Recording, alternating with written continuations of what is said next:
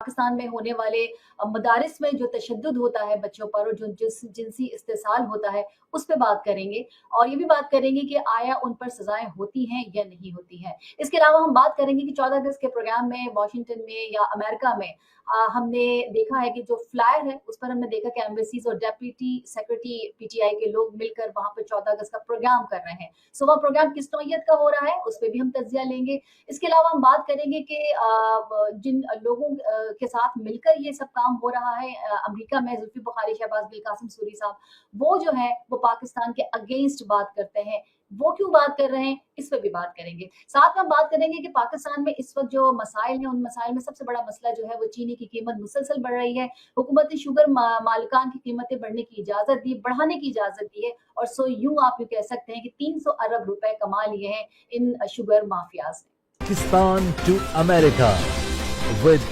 Sheila Khan. अस्सलाम वालेकुम नाज़रीन, पाकिस्तान जो अमेरिका के साथ मैं हूं शैला खान और आप देख रहे हैं कैपिटल टीवी वॉशिंगटन। दीनी मदारिस के तलबा के साथ जिनसी इस्तेसाल और उन्हें सख्त जिस्मानी सजाएं देने की जो वीडियोज़ हैं, उसका सामना आए दिन पाकिस्तान में होता रहता है। यानी यूँ कीजिए कि कोई नई बात नहीं।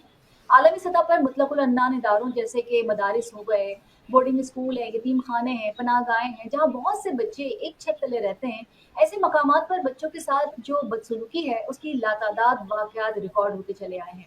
इसमें पाकिस्तान भी शामिल है, लेकिन पाकिस्तान में मज़हबी अफराद की ताकतवर लॉबी की वजह से अक्सर दीनी इदारों में इन बदसलूकी के वाक़यात का एहतसाब मुमकिन नहीं होता है। सिर्फ खबर देने वाले या फिर निडर कारकुनान या फिर मुतासरीन की जानिब से आवाज़ उठाए जाने के बाद ही इंसाफ का हुसूल मुमकिन हो पाता है। Human rights commission of Pakistan के चेयरपर्सन कहते हैं कि मदारिस बच्चों के लिए एक डरावना ख्वाब बन चुका है, जहाँ सिर्फ उनको बुरी तरह मारा पीटा जाता है, बल्कि बाज़ दफ़ा तो जिनसी इस्तेसाल भी किया जाता है। इसी पे बात करेंगे। हमारे साथ मौजूद है वाशिंगटन से हमें जॉइन कर रहे हैं आसिम सिद्दीकी साहब, जो कि एंकर और एनालिस्ट है। अस्सलाम वालेकुम सर। वालेकुम अस्सलाम। सर, एक तो सवाल मेरा यही है कि ये जो मसाइल हैं वो तो है, लेकिन मैं आपके मुल्क यानी अमेरिका के लिहाज से बात करूँगी कि अगर मगरबी ममालिक में ऐसा होता है, स्कूल या घर या बच्चों को मतलब तशद्दुद किया जाता है, तो उनकी खिलाफ वर्जी करने वाले को, यानी कि जो रूल है उनकी खिलाफ वर्जी करने वाले को क्या सजाएं दी जाती हैं और सजाएं किस नौयत की? देखें, मगरिब में ये शायद ज़्यादा होता है। अभी मैं आज ही की न्यूज़ देख रहा था कि तकरीबन 750 बच्चों की किडनैपिंग हुई है, उसमें लोगों को पकड़ा भी गया है। यहाँ पे सज़ा का निज़ाम बहुत अच्छा है। जराइम बहुत होते हैं, लेकिन सज़ा दे दी जाती है। पाकिस्तान के अंदर बदनसीबी ये है कि मुजरिम आके कहता है कि जनाब मुझसे गलती हो गई, मैंने रेप कर दिया है, मुझे माफ़ कर दें। और अदालत जो है वो उसका मुकदमा साल, 2 साल, 3 साल, 5 साल तक खींचती है और उसके बाद वो इर्रेलेवेंट हो जाता है वो केस। पता नहीं चलता उसको माफ़ी मिली है, सज़ा मिली है।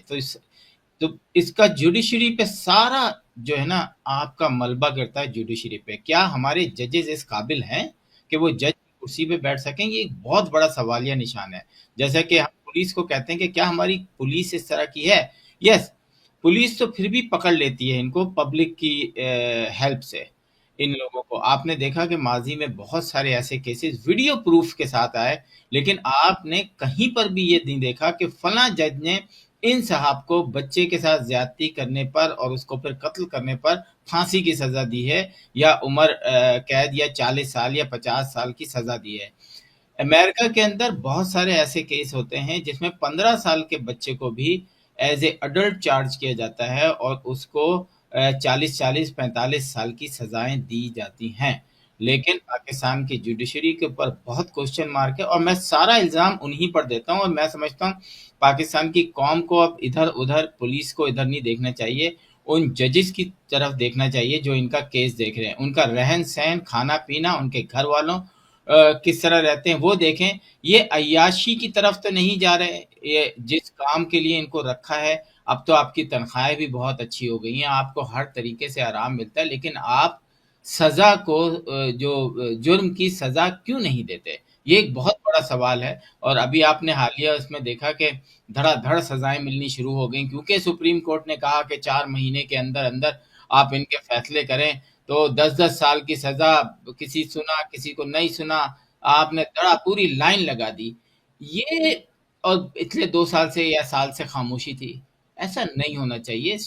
ये एक बड़ा महज़्ज़ब और बड़ा स्ट्रॉन्ग और माशरे का सबसे बड़ा सतून है। अगर यहाँ आप इंसाफ फराहम नहीं करेंगे, बच्चों के साथ, लड़कियों के साथ ज्यादतियां होती हैं। कल का केस आप देख लें कि वो सहेली जो है अपने घर अपनी दूसरी सहेली के घर कुछ देने गई और लड़के ने उसको पकड़ के रेप कर दिया और मैं माफी मांग रहा है यार आप। और मैं समझता हूँ रियासत को ऐसे केसेस को फौरन हल करना चाहिए। अगर आप नहीं कर रहे हैं तो आप पाकिस्तान से ज्यादती कर रहे हैं और अपनी अपनी फैमिली के साथ भगड़ती कर रहे हैं। कासिम साहब, एक चीज और भी है ना कि मदारिस हो या घर हो, यहाँ पर पेश आने वाले जो वाकयात हैं वो रिपोर्ट्स जो होती है, मतलब उनकी जो रिपोर्ट्स होती है वो आमतौर पर मंजर आम पर आती भी तो नहीं है ना।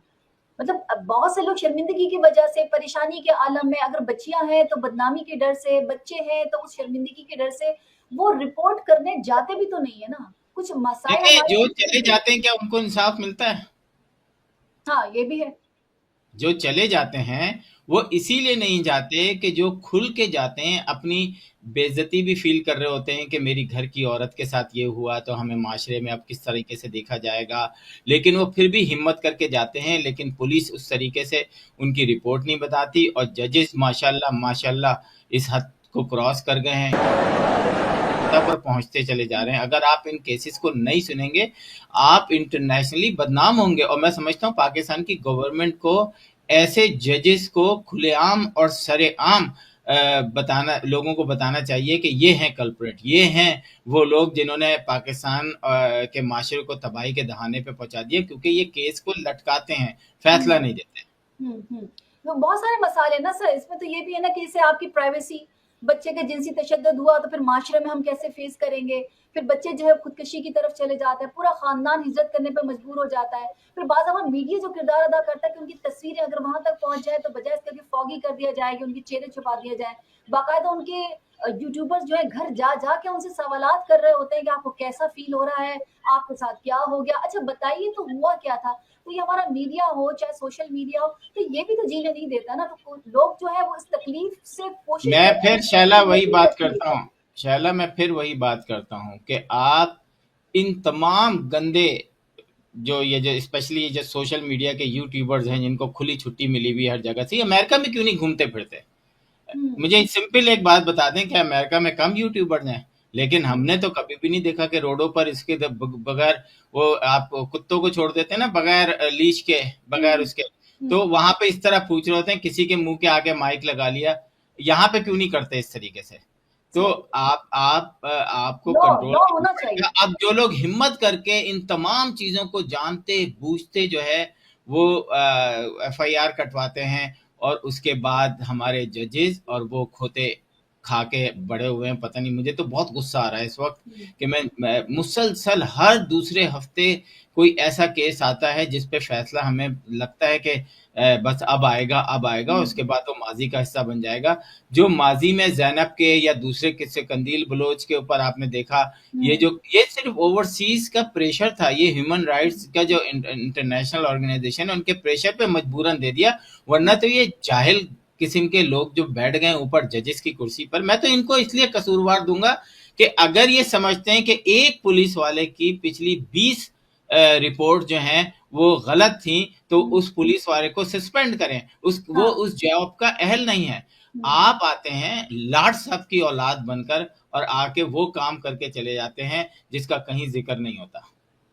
माहिर कानून कहते हैं ना कि कम सजा की बड़ी वजह यह है कि क्योंकि सजा कम मिलती है, बड़ी वजह ये होती है कि मौलवियों को एक असर रसूख है, क्योंकि मौलवी जो है ऐसे बच्चों के घर वालों पर दबाव डालते हैं, माफ करने की बात करते हैं, पुलिस और इंतजामिया को एहतजाज और नहीं, ये मुजाहरे से माफी का डर तो जाते ना ना माफी का तो हैं। इसमें कोई चांस ही नहीं है। अगर आप किसी बच्चे को रेप करते हैं ये तो रियासत का कानून है, इसमें ना ही कोई दियत अप्लाई होती है, ये तो किसी किस्म का। और अगर कहीं कोई ये माफी देती है, मैं तो बोलता हूँ इतनी घटिया, अगर ये कभी माजी में भी हुआ है तो ये बहुत बड़ी बेशर्मी बगैरती बेहिसी हुई है। ये नहीं, ये तो हो ही नहीं सकती माफी। आपको ये तो रियासत का केस है, ये किसी दो बंदों का केस नहीं है। सर, आपको कंदील बलोच का याद है? कंदील बलोच को मुझे सिर्फ भाई बिल्कुल ने मारा कंदील था बलोच का याद और है और ईमान मैं ने फिर बेटे मुकम्मल को माफ किया था। जी बिल्कुल, इस पे हमने बहुत आवाज भी उठाई हम्म थी और इस दियत के कानून को पाकिस्तान के अंदर सबसे ज्यादा गंदे तरीके से इस्तेमाल होता है ये दियत का कानून। और इस पे मैंने काफी आर्टिकल भी लिखे, वो भी किए। मुझे लोग कह रहे हैं जी ये देश इस्लाम इस्लाम, अरे यार इस्लाम इसलिए थोड़ी ये दियत का कानून लेकर आया था कि एक बंदा जो है, ये दियत का कानून को गलती से आपका गोली चल गई है, गलती से ट्रैफिक ब्रेक नहीं लगी, आपने किसी को मार दिया, जो गलती से कोई जराइम हो गया, उसके ऊपर ये दियत का कानून लागू होता है। ये थोड़ी है कि आप प्लान के जरिए, जी वो मुझ पे ना शैतान आ गया था इसलिए मैंने लड़की को रेप कर दिया। यार उसको तो उसी वक्त उठा के इतने कोड़े मारे जाएं और उस वक्त तक मारते जाएं जब तक वो मर नहीं जाए। आप इतने बेहिस बेशरम हो गए हैं, माशरा इतना बेहिस और बेशरम हो गया है कि ऐसे लोगों वो मतलब ऐसे खुला बैठ के माफी मांग रहा है यार, जैसे उसने किसी चिड़िया के बच्चे को जो है ना अपने छर्रे वाली बंदूक से मार दिया और कहा आइंदा नहीं मारूंगा। एक इंसान की सोचें कि सर आप बर्बाद हो गया ना वो, शायद लड़का ही नहीं, है आप तो रेप बर्बाद है। करके कत्ल कर देते हो और वो भी तशद्दुद करके। हम्म। मुझे तो हैरत होती है कि किस माशरे में अब हम जाते जा रहे हैं, और सिर्फ इस जुडिशरी की वजह से। सर अगर एक या दो को फांसी लगा दी जाए या बिल्कुल। लटका दिया जाता, तो मेरे ख्याल में, आपको याद है अफगानिस्तान में ऐसे हुआ, रेप के केसेस जब हुए तो उनमें उन्होंने लटका दिया। तो क्या पाकिस्तान में ऐसा नहीं हो सकता था? हो सकता है, नहीं, लेकिन कैसे अफगानिस्तान नहीं? की तो खैर बात ना करें, उधर सिर्फ मर्दों का कानून चलता है, वहां औरतों की हैसियत जूते की नोक पर होती है, वहां पे जितनी सर तजलील लेकिन औरत की होती है रेप में तो पूरी लड़की है ना। दुनिया में कहीं नहीं होती। तो अफगानिस्तान को इसका क्रेडिट बिल्कुल मत दें, वहां जितना ये बच्चों के साथ सेक्स होता है, ये सब होता है, पूरी दुनिया में कहीं नहीं होता। तो ये अफगानिस्तान की बात तो रहने दें, यही वजह है कि सिर्फ रशिया ने उसको एक्सेप्ट किया एज ए कंट्री, अभी तक किसी और ना ही किसी इस्लामी मुल्क ने इंक्लूडिंग पाकिस्तान, ना ही किसी दूसरे मुल्क ने उसको एज ए कंट्री एक्सेप्ट किया है तो सवाए रशिया के। आसिम साहब, अपने, अगर हम इस्लामी मुल्क हैं तो हम अपने मदारिस की इस्लाहात क्यों नहीं करते? ये तशद्दुद बिल्कुल की करनी और चाहिए। ये तशद्दुद की, या फिर ये कहिए कि एक एक्सट्रीम तशद्दुद की, या फिर बच्चों के साथ जिस तरह से बदफेली की जब जाती है, तक आप इसकी सजाएं थेरेपी नहीं क्या है? देंगे शैला, जब तक आप सजाएं नहीं देंगे आप कुछ नहीं कर सकते। अगर कोई मुल्ला पकड़ा जाता है, बेशक वो कितना ही इन्फ्लुएंसर हो, कोई भी हो, उसके 25 मिलियन फॉलोअर हो, उसको सरेआम फांसी दें, सरेआम उसको कोड़े लगाएं, सरेआम उसकी वो करें। आप 4 लोगों को कर दें, 5वां आपको नहीं मिलेगा। मसला ये भी था ना सर, अदम सबूत की बिना पर छोड़ भी दिया जाता है कि भाई इनके साथ तो सबूत ही नहीं था, कोई देखने वाला नहीं वीडियो था। प्रूफ आपके हालांकि पास आ जाता है तो फिर हाँ। अभी तो डीएनए भी मिल गया था, मतलब हम्म। आपके डीएनए से बड़ा सबूत और क्या हो सकता है। हम्म। लेकिन उसके बावजूद बस ये हमारा मुल्क का सिस्टम है ना, यहाँ देखें हमारे पाकिस्तानी या बस ये सोचते हैं कि पूरे 11 महीने जो है ना आपने रज के गुनाह करने हैं और 1 महीना वो दुआएं करनी है रमजान में, या 15 दिन खाना काबा में कर लेना है, या हर साल उम्रे पे चले जाना है, या 10 हज कर लेने हैं। ये जो माफी का है ना कि जी हमें तो ऊपर वाला माफ कर देगा क्योंकि हमने उम्रा कर लिया, और भाई कोई ऐसा कोई कहानी वानी नहीं है इस तरह की कि आपने उम्रा कर लिया तो आपके गुनाह माफ कर देंगे।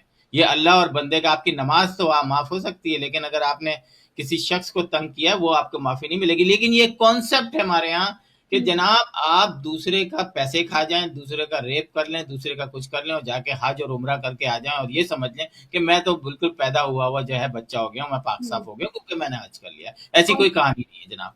कौन से इंसान के इंसान से जो मामलात हैं वो उस पर बड़ी सख्ती है, बड़ी पकड़ बिल्कुल है। आपकी बात आसिम आसिम अल्लाह। साहब, जी आसिम साहब, अगर हम अमेरिका की तरफ आए तो फिर मुझे एक सवाल मुझे जरूर पूछना है कि 14 अगस्त के प्रोग्रामों की वहां पर बड़ी तशहीर भी हो रही है और बड़े ऑर्गेनाइज हो रहे हैं वहां पर। एक हमने फ्लायर देखा था जिसमें पाकिस्तान एम्बेसी और डेप्यूटी सेक्रेटरी पीजीआई के लोग जो है वो मिलकर एक 14 अगस्त का प्रोग्राम कर रहे हैं, तो उस पर क्या कहेंगे आप?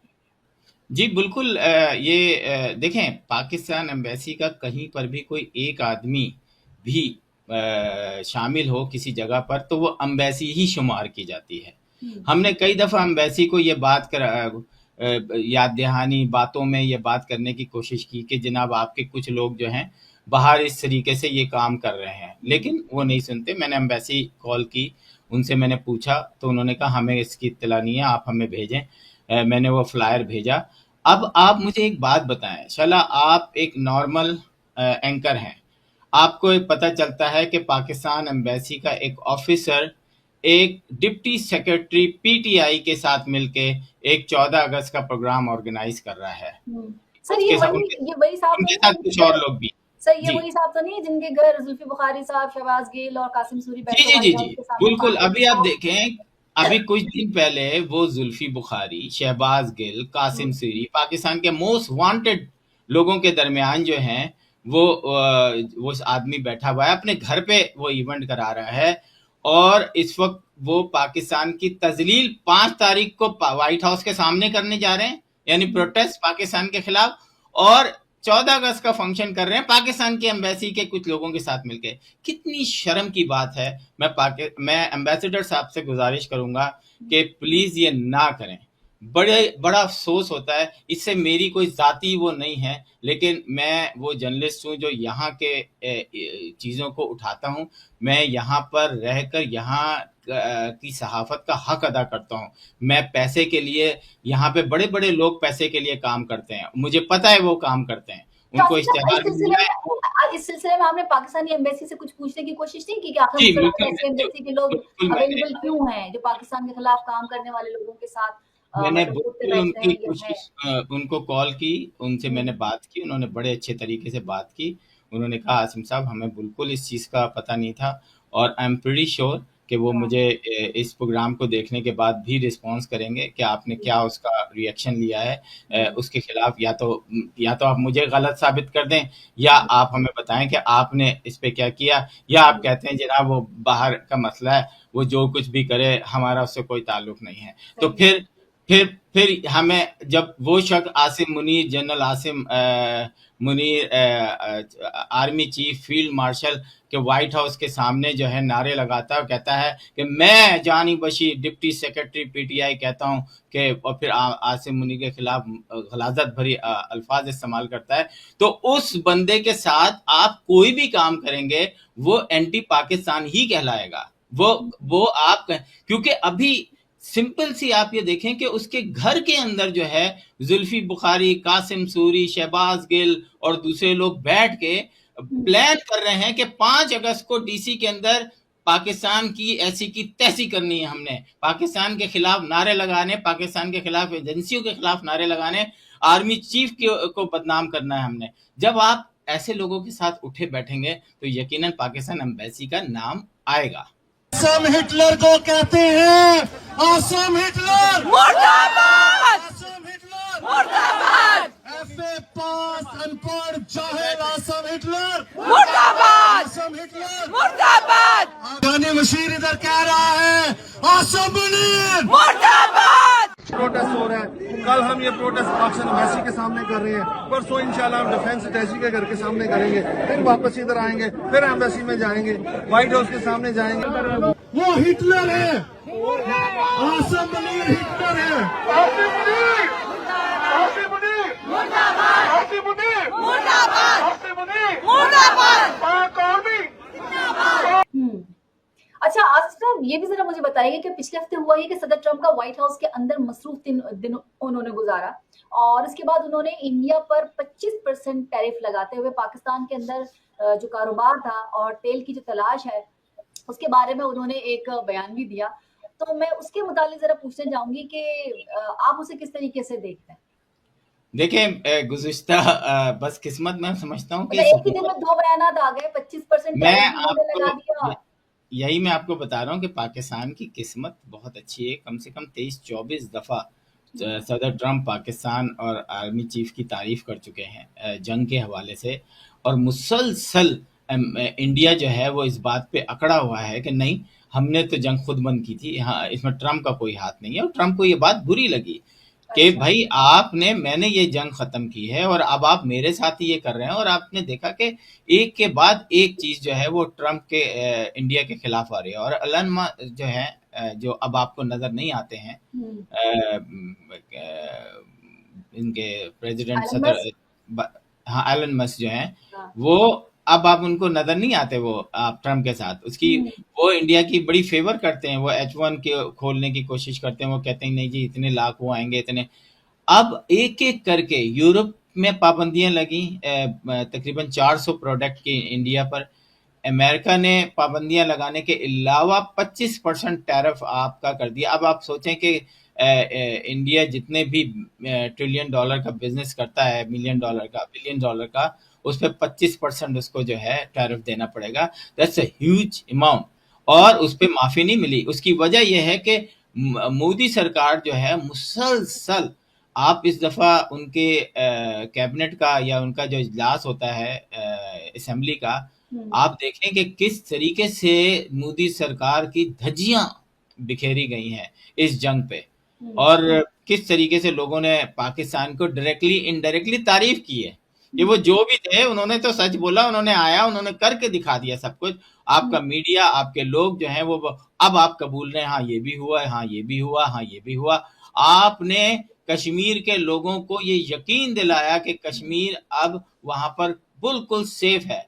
आपके यकीन पे कश्मीरी वहां पर गए और उनके साथ क्या हादसा पेश आया, आप सिक्योरिटी फराहम नहीं कर सके। तो मोदी सरकार इस वक्त जो है वो बड़ा मुसीबत में है। एक खास तबका मोदी के साथ अभी भी लगा हुआ है, लेकिन इंडिया में मोदी के खिलाफ बहुत सारे लोग जो हैं, इंडिया में नहीं पूरी दुनिया में, अब नेपाल इंडिया को आंखें दिखा रहा है, श्रीलंका आंखें दिखा रहा है, बांग्लादेश ने ताल्लुकात खत्म कर दिए, अरब कंट्रीज जो हैं उनके उस तरह के हालात नहीं है जिस तरीके से पहले होते थे। तो ये इस जंग ने बहुत कुछ पलट दिया और इंडिया को लाके जमीन पे मारा है। आसिम साहब, वैसे जैसे हम बात करते हैं, जब भी कभी पहले भी बात करते हैं, बीच में वैसे भी हमने बात की है कि हर जो मुल्क है उसके अपने मफादात होते हैं। जैसे अब से कुछ अरसे पहले इंडिया से मफादात थे, क्योंकि जाहिर है कि वो ट्रेड करता है, उसकी इकोनॉमी बड़ी अच्छी है, उसकी इकोनॉमी बहुत ज्यादा बड़ी है, मुल्क बड़ा है, तो ये अमेरिका उनके साथ रहा। लेकिन अब पाकिस्तान से उससे कुछ काम है, यानी कि पाकिस्तान से वो तेल के जखायर पे बात करना चाह रहा है, उसमें वो उसकी हाँ मतलब उसको बिल्कुल, फाइंड मैं वो करने में भूल गया देखना आपको चाह रहा है। उसका तो जवाब देने सवाल के ये लिए। है कि इस डील के बदले पाकिस्तान अमेरिका को देगा क्या, क्या देने जा रहा है उसे? बाकायदा देखिए ट्रम्प ने तो डील का नाम लिया है ना कि डील हो गई है अभी। देखिए डील तो होगी। पाकिस्तान के अंदर मादनियात हैं, पाकिस्तान के अंदर हर दफा हमने देखा, इमरान खान के जमाने में आपको याद है समंदर के अंदर से देखा तो पेट्रोल वो निकलने खबर वाला कब था हुई थी? और उन्होंने कहा था कि बस कल अगर पेट्रोल निकल गया परसों पाकिस्तान की तकदीर जो है वो हो जाएगी। अच्छा, मुझे भी एक चीज समझ नहीं आती, ईरान का बॉर्डर लगता है पाकिस्तान से, ईरान में पेट्रोल निकल रहा है, पाकिस्तान में नहीं निकल रहा। तो ये मुझे थोड़ा सा हजम नहीं होता कभी भी ना। तो आखिर क्या वजह है? क्या कोई मुल्क मना करता है पाकिस्तान को तेल निकालने से? ये हो सकता है। तो अमेरिका ने इस बात को वो किया कि हम आपके साथ हैं, हम आपको इक्विपमेंट फराहम करेंगे, हम आपको मशीनरीज फराहम करेंगे, आप तेल निकालें, देखते हैं आपको कौन मना करता है। क्या ईरान का इन्फ्लुएंस इतना स्ट्रांग है कि जी हमारे बॉर्डर एरियाज पर आप तेल नहीं निकाल सकते? आप ये देखें ना कि अगर कराची के अंदर कुछ हो रहा है तो कराची के जो बराबर के शहर हैं उसमें भी वो अफेक्ट होता है ना, अगर वेदर खराब है या कुछ भी है। वो कहते हैं ना कि कराची और उसके मजाफात में अफ्तार का वक्त हो गया है। तो जो मजाफात हैं उधर गैस नहीं निकल रही हाँ। और ईरान में गैस निकल रही है, तो ये चीजें हजम नहीं हो रही। और दूसरी बात, बलूचिस्तान से मादनियात निकालना आसान नहीं है। एक तो वहां पे सिक्योरिटी का सिस्टम आपको पता है कि कितना खतरनाक है, मुख्तलिफ वेदर वहां पे लगते हैं। तो अगर अमेरिका जो है किसी किस्म का कांटेक्ट करता है वहां से कॉपर, सोना, कोई भी चीज निकालने की, तो वो पाकिस्तान और अमेरिका का मुआहदा होगा। यस, डेफिनेटली एक घर में आपकी चीज पड़ी है लेकिन आप उसको इस्तेमाल नहीं कर सकते क्योंकि आपको लगता है कि आप डब्बा खोलेंगे तो सांप काट लेगा। तो आपने सांप को मारने वाला बंदोबस्त कर लिया, फिर आप डब्बा खोल सकते हैं, लेकिन जिसने डब्बा खोला है वो तो कुछ लेगा ना।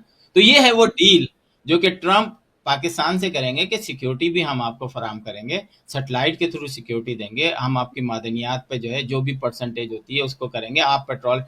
देखें इस वक्त इस पूरी जंग में ट्रंप का साथ देना, पाकिस्तान ने हर मौके पर सदर ट्रंप का साथ दिया है, किसी भी उस पर कहीं पीछे नहीं हटे हैं। और आसिम मुनीर से मुलाकात करने के बाद उनको ये अंदाजा हो गया कि पाक देखें अमेरिका ने 20-22 साल जंग लड़ी है पाकिस्तान की मदद के साथ। पहले रशिया को हटाने के लिए उस चक्कर में रशिया टूट गया, वो 10 साल पाकिस्तान की आर्मी के साथ, फिर उसके बाद अमेरिका खुद आया अफगानिस्तान, वहां पे उसने पाकिस्तान आर्मी के साथ किया। पाकिस्तान की आवाम अभी भी एक किसी यहाँ पे कोई यहाँ पे सेमिनार था तो उसमें मैं गया था, तो उसमें सिंपल एक सवाल किया था कि क्या पाकिस्तान में 200 लोग या 2000 लोग भूखे मर जाते हैं? तो उन्होंने कहा नहीं। तो उन्होंने कहा इसका मतलब है कि पाकिस्तान अभी उस जगह नहीं पहुंचा जहां दुनिया के शायद कई दर्जन मुल्क ऑलरेडी वहां पर मौजूद हैं। पाकिस्तान से ब्रेन ड्रेन हो रहा है, ब्रेन ड्रेन नहीं हो रहा। अगर 8 लाख लोग कहते हैं कि 2024 में चले गए हैं, तो आप देखें 8 लाख लोगों को जॉब मिल गई है, अब वो 8 लाख लोग अगर सिर्फ $100 भी पाकिस्तान भेजें तो पाकिस्तान की इकोनॉमी अच्छी होगी, वो इकोनॉमी का वो जो डॉलर है इकोनॉमी का हिस्सा बनेगा। सबसे ज्यादा जो है चाइना और इंडिया के लोग बाहर हैं। सर, आपको नहीं लगता कि पाकिस्तान बीच में कहीं ना कहीं फंसेगा, कहीं ना कहीं उसको अपनी कोई मतलब वाजे अपना जो सपोर्ट है वो बताना पड़ेगा? चाइना भी बीच में मौजूद है, अमेरिका भी है, जो कि अमेरिका और चाइना की बनती नहीं है, और हमारे ज्यादातर स्ट्रेटेजिक जो चीजें वो ज्यादातर चाइना हमें देता है। हमारे जब जंग हुई है तो चाइना ने हमारी मदद की है। तो आपको नहीं लगता कि एक जगह जाके ये ना कोई चीज, ये दो रास्तों पे जो चल रहा है पाकिस्तानी, कहीं ना कहीं कोई एक रास्ता उसे चूज करना पड़ेगा? नहीं, देखें, हर मुल्क जो है ना, मेरे हिसाब से, मैं गलत भी हो सकता हूँ, कि हर मुल्क अपने मफादात की जंग लड़ता है। चाइना को वो सब कुछ पाकिस्तान से मिलता है जो चाइना चाहता है। चाइना को वो तमाम सहूलत मिलती हैं जो वो चाहता है, चाहे कहीं पर भी हो। अब अमेरिका जो है, और आपको पता है कि जो अगर आप एशिया में लें तो एशिया में दो सबसे बड़ी कुव्वतें हैं, एक चाइना और एक इंडिया। और अगर दोनों एक दूसरे पे बढ़तरी हासिल करने की कोशिश करती हैं। अमेरिका ने देखा कि इंडिया को हमने इतना सपोर्ट किया, लेकिन इंडिया जो है वो गोला बारूद भी रशिया से खरीद रहा है, पेट्रोल भी रशिया से खरीद रहा है, गैस भी रशिया से खरीद रहा है। ये क्या मजाक है? हम उनको सपोर्ट कर रहे हैं, मिलियन नहीं बिलियंस ऑफ डॉलर। तो वो फिर अब उसने कहा कि ठीक है, चाइना के साथ आपकी जो भी वो कमिटमेंट है, इस वक्त भी तकरीबन 80% पाकिस्तान का जो डिफेंस का है, अगर मैं थोड़ा बहुत आगे पीछे हो सकता हूँ, वो अमेरिका के इक्विपमेंट है, अमेरिका की टेक्नोलॉजी है। तो ऐसा हमने नहीं तो है। सुना, और हमने ज्यादातर अभी जितनी भी जो लड़ाई उसमें चाइना का रोल ज्यादा रहा है। चाइना के जितने भी हाँ, उसकी वजह है, उसकी वजह है। टेक्नोलॉजी जो मतलब लेकिन इंडिया में जो शैला बनते हैं, शैला शैला टेक्नोलॉजी उससे चाइना की इस्तेमाल की है। शैला कुछ लोगों को अंदाजा नहीं होता कि जब पाकिस्तान को F-16 मिले थे तो उसके साथ शर्त ये थी कि इंडिया के खिलाफ आप यूज नहीं करेंगे।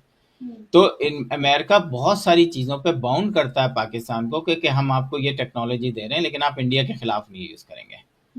और क्या इंडिया इसराइल के साथ नहीं करता, टेक्नोलॉजी लेता है? क्या जहाज उन्होंने नहीं लिए? क्या उन्होंने दूसरे सॉफ्टवेयर चाहे दूसरी टेक्नोलॉजी नहीं ली? बहुत ली उन्होंने। तो इसी तरीके से रशिया के साथ इंडिया का ताल्लुक और इसराइल के साथ डिफरेंट है। तो पाकिस्तान जो है वो चाइना और अमेरिका को दोनों को साथ लेके चल सकता है, इसमें कोई बुरी बात नहीं है। और चाइना तो पूरी दुनिया में इस वक्त अगर आप उनकी प्रोडक्ट देखें तो आप चाइना को तो किसी भी मुल्क से नहीं निकाल सकते, क्योंकि वो आपके घर घर में मौजूद है और उसको कोई बीट भी नहीं कर सकता, उन प्राइसेस को कोई बीट नहीं कर सकता। ठीक है। आसिफ साहब, एक आखिरी सवाल। मुल्क भर में चीनी की कीमत मुसलसल बढ़ती रही। हुकूमत ने शुगर मिल्स मालिकान के उस कीमत बढ़ने की जो यकीन दहानी थी, उसके बाद चीनी के एक्सपोर्ट की इजाजत दी। माफियाज ने खूब कमाया भाई, तकरीबन 300 अरब रुपए कमा लिए। जिन्होंने कीमतें कंट्रोल करनी थी उनके अपनी शुगर मिलें निकली। तो इस सूरत हाल में तो जिम्मेदारी फिर किस पे आयद होती है? देखें, इस मामले में मैं मुफ्ता इस्माइल को बहुत फॉलो कर रहा हूँ, हालांकि वो खुद जो है कहीं ना कहीं उनको भी लाके फंसा दिया गया है कि जी वो 5 अरब था तो 22 अरब हो गया, तो आपकी कंपनी, भाई अगर कैंडी और टॉफ़ी अगर आपसे लिया जाए तो कोई मसला नहीं है, लेकिन मुफ्ता इस्माइल कहते हैं कि चलें ठीक है जी, मेरे पास तो 22 अरब कर दिए गए, लेकिन अब तो 53 अरब हो गए हैं, बल्कि 64 अरब हो गए हैं। सही। तो वो कौन कर रहा है? चले, मैं तो मान लिया, मुझे तो पता भी नहीं है सिस्टम किस तरह, उन्होंने इसी तरीके से कहा। तो चले, लेकिन जो चीनी का मामला है, हम बड़े बेवकूफ़ लोग हैं। सोचे, मैंने भी अभी एक ट्वीट की थी तो बड़ा लोगों ने वो किया था उस पर कि जनाब अब हम इस काबिल हो गए हैं कि हम UAE से चीनी इंपोर्ट कर रहे हैं जहां पर गंडेरी भी नहीं होती। तो इसका मतलब है कि आपने कोई गेम खेला है, आपने पेपर्स में एक्सपोर्ट किया है, पेपर में इंपोर्ट कर लिया है और कहीं से पैसे अपने जेबें गरम किए हैं। ये एक हकीकत है कि सर, सारे पाकिस्तान, सियासतदानों की तो है मिल्स, जितनी भी हैं आपको शुगर मिल्स नजर आ रही हैं। तो बस सारे जब सियासतदान हैं उसके अंदर, तो फिर बाकी तो कोई बचा ही नहीं है। तो फिर तो जो जितने पैसे हमारी जेब में, अपनी जेब आप में। दुबई गई हैं कभी? नहीं, इत्तेफाक नहीं हुआ। दुबई जाएं और आप दुबई जाने के बाद आप ना एक वो कहते हैं ना, वो घोस्ट बन जाए, अच्छा। मतलब आप नजर ना आए। और उसके बाद आप पाकिस्तानियों की याशियां, पाकिस्तानियों की प्रॉपर्टीज और पाकिस्तानियों को वो देखेंगी तो आप बोलेंगे कि मैं सर उस दिन इसाक डार का देख रही थी, इसाक डार की जो बिल्डिंग्स खड़ी उनके बेटे ने की है वो भी किसी देखी है, किसी इसाक एक को पता नहीं। नहीं देखी, नहीं मैंने तो एक बात कह रही हूँ कि मैं एक औरों बात की- बताऊं, एक पाकिस्तान के अंदर एक वो बनना चाहिए, इस पर सारी जमातों को एक कानून बनना चाहिए हम्म, कि कोई भी पॉलिटिशियन की किसी भी किस्म की कोई प्रॉपर्टी मुल्क से बाहर नहीं होनी चाहिए, उसकी, उसके बच्चों की और उसकी बीवी की, सही, मतलब या बीवी बच्चों की और उसके माँ बाप की। इससे एक चीज तो आपको ये हो जाएगा कि आपको थोड़ा बहुत आप कंट्रोल कर लेंगे। सर ये वो चचा मची के माँ- लेजिस्लेशन करेगा कौन? वही जिनके बच्चे ये वही करेंगे जो शराब पे पाबंदी नहीं लगा पाए। ये एक हिंदू सर, वही ने कह कहा रही कि जनाब हम आपसे गुजारिश करते हैं, हमने शराब नहीं पीनी है, आप शराब पे पाबंदी लगा दें। हाँ। तो क्या बोले आवे बस का हवा जो बिगड़ा हुआ है। जिनको जिनको कानून साजी करनी है और वही अपने आप की कानून साजी कर ले तो कैसा अजीब मतलब मंजर वो क्या होगा पता नहीं। अगर हम कहते हैं कि जी बाहर आपके बच्चे ना पढ़े तो वही लोग हैं जिनके बच्चे बाहर पढ़ रहे हैं तो वो कैसे अपने ऊपर सितम कर सकते हैं ये बड़ा अरे मसला एक है। एसएचओ का बच्चा अमेरिका में पढ़ रहा है तो आप कोई पूछने वाला है उससे कि भाई एसएचओ साहब हेलो, हाँ, आपके पास पैसे कहाँ से आते हैं? अब तो आप छोड़ें, आप पहले तो कॉलेज में पढ़ने आते हैं ना, आप बोर्डिंग स्कूल में पढ़ाते हैं बच्चों को, सर कितने 20 लोग लाखों डॉलर होती है। फैमिलीज ही बाहर है, बिल्कुल फैमिलीज ही वो बाहर है, खुद काम कर रहे हैं, बिल्कुल जैसे मशीन होती है कमाने की, जैसे हमारे यहाँ के बच्चे एक्चुअली पैसे वो लाते हैं, हमारे यहाँ भी कमाने तो की। एक मुसीबत है ना कि भाई आप शादी कर लो, एक उधर कर लो, एक इधर कर लो, एक इधर कर लो।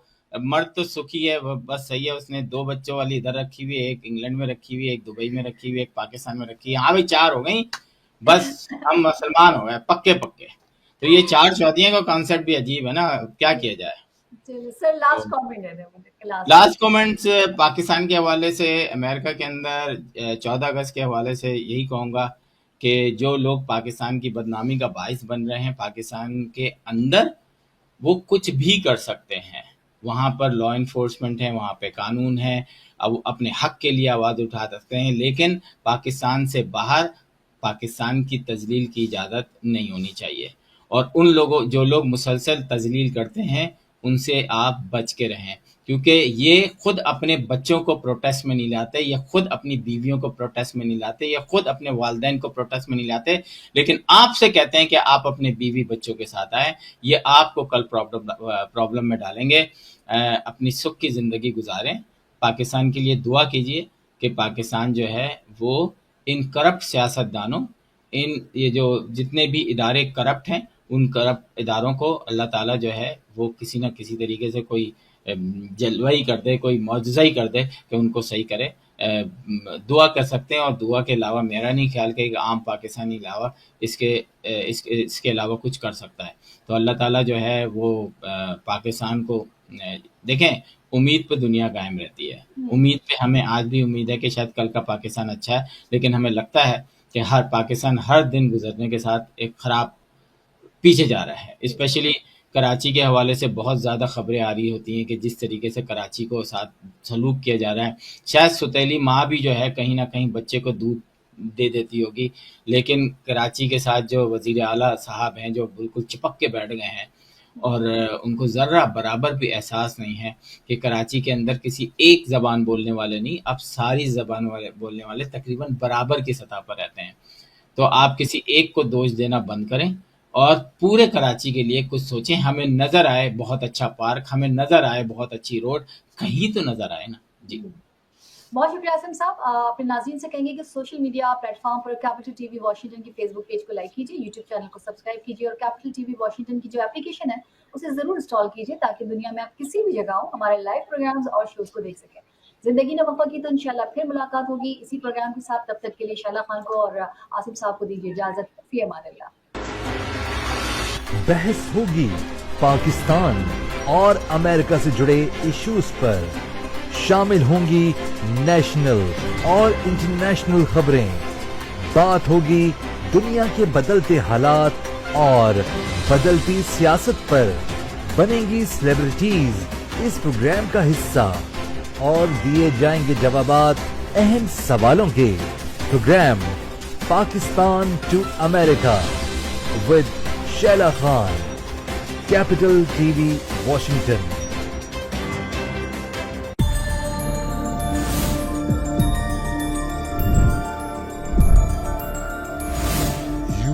watching Capital TV Washington.